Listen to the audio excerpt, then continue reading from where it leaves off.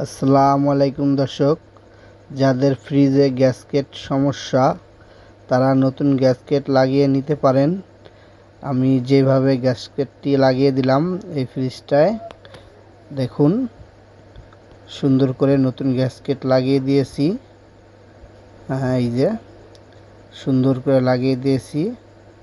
এখন সুন্দরভাবে দরজা লাগে, আর কোনো সমস্যা হয় না।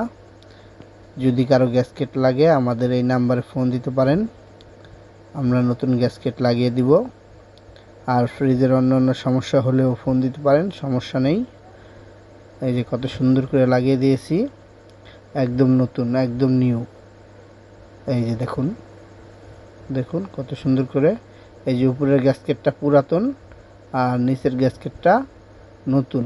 যাদের গ্যাসকেটের সমস্যা তারা নতুন গ্যাসকেট লাগিয়ে নিতে পারেন।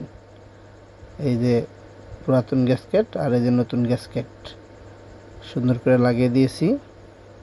এখন ফ্রিজটা সুন্দরভাবে দুটোটা দরজা 100 ভাবে লাগে, দেখুন। আসসালামু আলাইকুম। সাবস্ক্রাইব এবং শেয়ার করে দিবেন, লাইক দিয়ে দিবেন।